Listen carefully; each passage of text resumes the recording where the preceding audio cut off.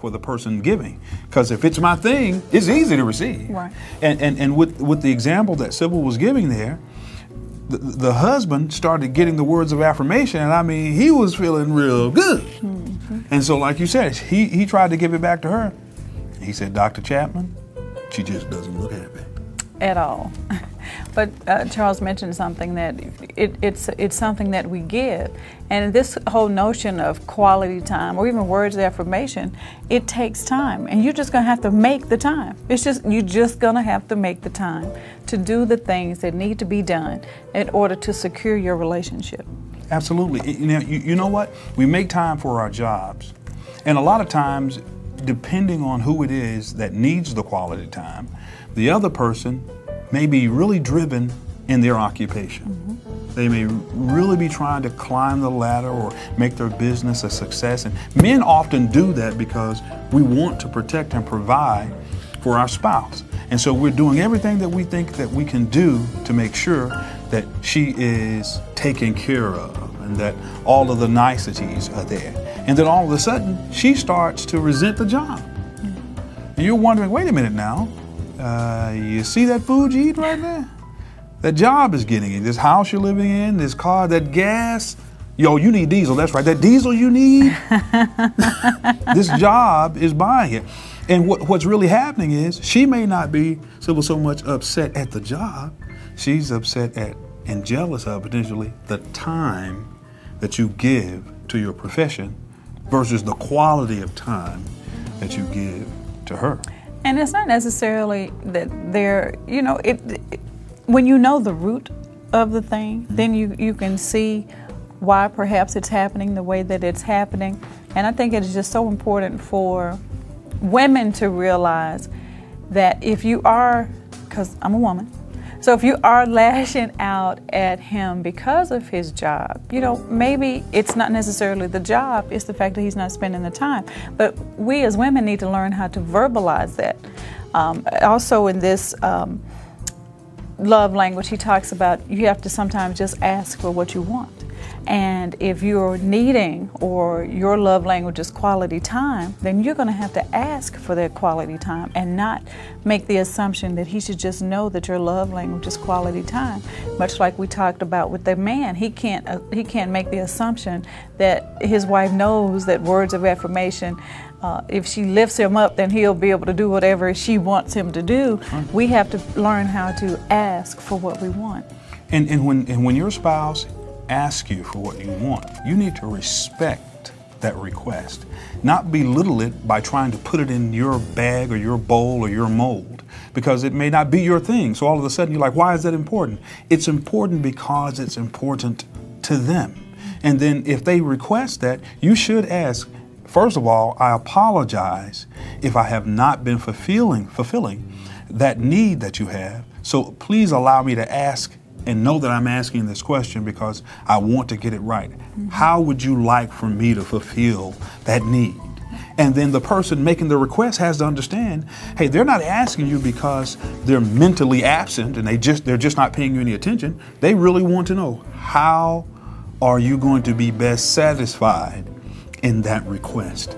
Because then they can operate from a standpoint of understanding and you don't get mad because they ended up doing something you still didn't like. And one thing that he suggests we do in the book is make a list of everything that we believe our spouse would enjoy. The spouse that enjoys, whose love language is quality time. Mm-hmm. So you make a list of all the things that they would enjoy. And he made a list. He just pulled out a notepad, and the husband just started making a list of everything that he knows excited his wife. And one of them was taking an RV and going to the mountain, meeting her for lunch, getting a babysitter, taking her out to dinner. So when you make that type of list, he said, the husband said, now what do I do?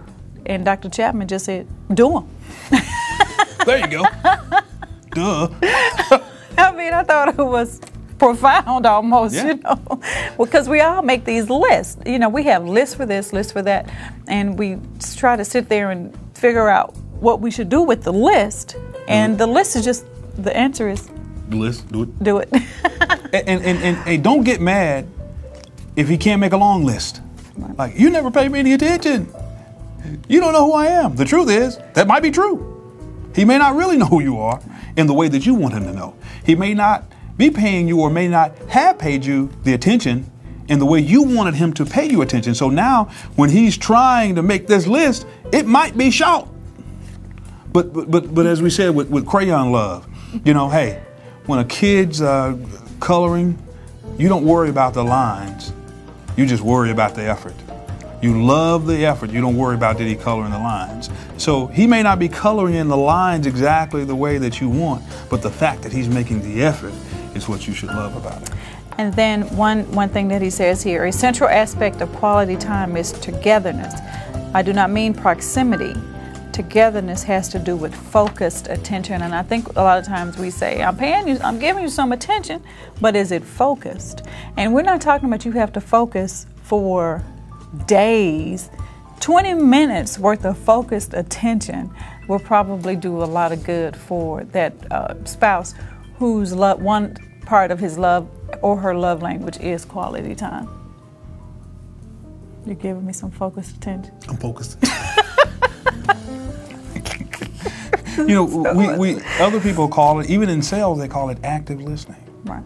To be actively engaged in what someone is saying, to be actively engaged in the conversation, so much to say, now, did I understand you to say this? Is this what you're attempting to say? Tell me, what did you mean by that? And so that we're really involved in the emotional aspect of the conversation and the interaction that you all have. I'm telling you, it's really nice. You may come away going, wow, that's really cool. We should have done that before. Yeah. Because I really like that now. Tell me more. But it's not all about just conversation. It can be you guys going out and playing tennis together. Mm-hmm. It could be actually getting in the RV and going somewhere and spending that drive time. I remember we should say road trip, mm-hmm. Take road trips and be in the car together for an hour and have that quality time together that tended to change or enhance our relationship. And it will, because you're getting to know. Now, you have to be careful. You may notice some stuff you don't like. Yeah. So that could happen as well. But the goal is holistically, there's the word, holistically, taking it all together. Mm-hmm. And then loving the process and not picking out any one particular point that could potentially trip you up. And of course, in here he talks about dialects and stuff, and there are particular dialects to quality time, and one of them is quality conversation. When we talk about the words of affirmation, we're focusing on what we are saying. Mm-hmm. The quality conversation focuses on what we are hearing. So with quality conversation under this quality time banner, we're attempting to hear, to listen, and gain information by listening and hearing versus just talking. And if you're a talker, sometimes you have to make yourself shut up to yourself, you know. And you have to make yourself listen and not attempt to think of the next thing to say, so much so that I'm going to hold on to this thing that I know I've got to say. This is a great point. And then in essence, you've missed everything they've talked about. You just can't wait to like dive over in there and get your point in, which usually comes out of context after a while because that whole idea has long since passed. Right. So to be actively engaged and really practicing to be a listener. And one of the things that Sybil said is true.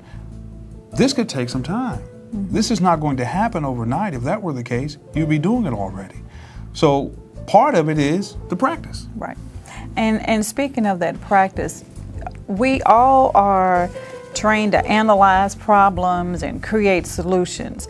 You know, one thing that we have to realize in our marriage is that it's a relationship, not a project to be completed or a problem to solve. That's a whole nother set of stuffs. Yeah. So you can't go through your relationship, your marital relationship, believing that, oh man, here's a problem, I gotta solve it. Okay, here's a project. My marriage is a project. Okay, I'm gonna put this building block here, that building block there, and in the end, I'm gonna have this wonderful little building. But we have to realize that this is a relationship that you're dealing with, and relationships have nuances and and little things that can happen to cause it to go in different directions, and we have to learn how to be nimble, adjust, adapt. You know, I went camping this week, and they were talking about being out on the lake on a sailboat, and they said that sometimes the wind would come up and flip the sailboat over, or it would push the sailboat in a different direction, or there was no wind and the sailboat was stuck like that. In a relationship, you'll have things in your life that act like wind to the sail of your relationship. It may push you in a different direction. It may tip you over. It may leave you standing where you are, but you got to stay in the boat, knowing that eventually you're going to make it through so that you can get to the destination of the relationship, not getting to the end of a journey or a project. And a lot of times women can see that, especially when they come home with a challenge from the job, and and you tell your husband what's going on, and he says, well, leave her alone. That's right. Let her fix it. You know, why be bothered with it? Just let it go. Yeah. And the wife is trying to say, but no, I really want to, you know, understand, talk about this to you. But no, that husband, and I'm not saying that wives don't do it, but this is what the book said. It is, look, just this is how you solve it. Okay, let's talk about something else. And it leaves the spouse that wanted to have the meaningful conversation stuck in a spot where, okay, he just don't love me. He's not paying attention to me. They may end up feeling empty because they need, or lonely, because they needed some company there in that emotion. And you said, okay, here's how to fix it. She's not your friend. She's talking about you. Leave her alone. That's it. What's next? What's for dinner? But I want to know why. Doesn't matter why. She's doing it. Just cut her off. That's not nice. We having chicken?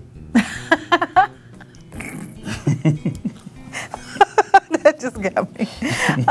Now, in the book on page 67, as a matter of fact, he gives you tips about some practical tips about how to have a meaningful conversation, or to have that quality conversation. Maintain eye contact when your spouse is speaking. Just like that? Like that. Yeah, I mean, look them in the eye. Don't start looking all up around the ceiling and stuff. Look them in the eye and focus on what they're saying and the thoughts that they're trying to give you. Number 2 is, don't listen to your spouse and do something else at the same time. That can be quite distracting. You know, you're trying to fix a car or wash dishes, or watching a game. Your favorite show is on. You changing a baby's diaper, all those type things. It is just very important to, and once again, quality of conversation isn't an all-night thing. It is maybe 10 to 20 minutes of your time. 10 to 20 minutes where you're looking that spouse in the eye and you're not doing anything, just being still and listening. You know, if you can talk 18 days without taking a breath, you know that. If that's you, cut it down. Way down. Yeah, be considerate that someone is attempting to listen to you, and cut it down. You know, if your attention span is about as short as that of a gnat, and if that's the case, broaden it. That reminds me of something else he talked about in the book, that Dead Sea and the babbling brook. The Dead Sea? Yeah, the Dead Sea doesn't have anything to give, but it receives and it receives, and it has a reservoir where it can just take on anything.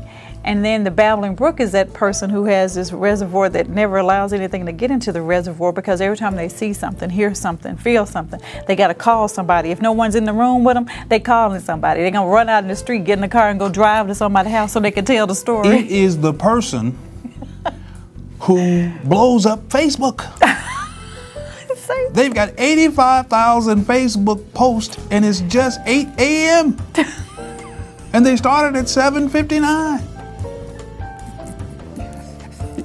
You're like, wait a minute, what are you doing? So Facebook is a babbling brook's favorite thing. It was like a godsend, and that in Twitter. So you know people like that. They can't hold water. There's holes in them. Everything that goes in comes out. Or you could be the Dead Sea, where you could just, somebody could drive from Memphis to Chicago and not say a word and be happy. And listen to you all day. Listen to you all day. But here's what he said. He said, they make great couples, babbling brooks and Dead Seas. But then all of a sudden, after 5 years, the babbling brook figures out, I've been talking to him all the time, and I don't even know who he is. And the Dead Sea says, what now?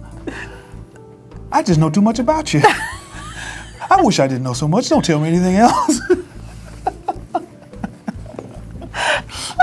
The Dead Sea and the babbling brook. So everything in moderation. Everything in moderation. And that leads us to number 3. Listen for feelings.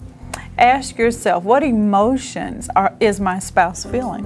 What's going on with them, And when you need to figure that out, it is so good to ask a question. And he gives, or to make a statement to see what's going on. He says, you could say something like, it sounds to me like you're feeling disappointed because whatever. Forgot our anniversary. That was a good one. I forgot your birthday. Oh. I forgot when the kids were born. No. There's fighting words, mister. I can tell you this, if in the conversation they use feelings, then they're probably having a feeling. Right. And then you may want to acknowledge the feeling that they're having. All right, number 4 is to observe body language. Now, I got to say this, Sue. Okay. Men are a whole lot better at this than women. I agree. We are, because usually we don't want to talk anyway. True. And so we have learned to watch your every twitch. If your eyes move, it's not going to be good today. Mother's upset. And we just know, I call them those visual clues. And so we're really observing our wife's body language. And sometimes I don't think the wife knows to the extent that we are in tune to your body language. Mm-hmm. I mean, everything. When I say how you twitch, how you smile, how you wiggle your nose, what do you do with your hair, how do you walk, how do you, of course, slam a pot, close a door, kick your feet, step up the stairs. We're in tune to all of that, and we'll shut down because we don't want to get into a fight. And we can see that you're getting into fighting mode, and we don't want to get into fighting mode. Right. So, and then if you see tears, and if you see clenched fists and furrowed eyebrows, then, that's... Run! Run, man! I mean, your body language can speak volumes and you not even have to say a word. Absolutely. And then the 5th one. Refuse to interrupt, Charles Watkins. I've had to learn to do that. So Zip it! Zip it up! This is what you're doing? This is what I want you to do. I had to learn how to not interrupt, and I found that I hear stuff that I wouldn't have heard. Right. Because I was interrupted. And that's what I'm talking about. It's very difficult not to interrupt. It is. Because I got a good point. Yeah, I know you do. But wait a minute. I got a good point. And my goal is to discover, as he said, if you keep this in mind, that the goal is to discover your thoughts and feelings, then you won't interrupt because you're waiting for that nugget of understanding to drop. And if you interrupt, you'll get in the way of it. And then the other one, was it relates to quality conversation, is learning to talk. A lot of people have, you have to do a bit of self-revelation. You have to start looking at yourself and feeling and understanding what you're feeling, and then you have to know how to verbalize it. Yeah, and from that standpoint, we were different in that once I got to talk, I like to talk. I got to talk, and she wasn't brought up talking. And I was brought up, I want to talk about it. Hey, let's talk about it. And so that was to me, that was quality time, but that meant we were having a challenge, and that wasn't good quality time for her. And so we weren't talking about it. So we had to sort of look at ourselves to say, okay, where have I come from? What is my background? Why don't I necessarily like to spend quality time, or that doesn't appear to be one of my main love languages? And then going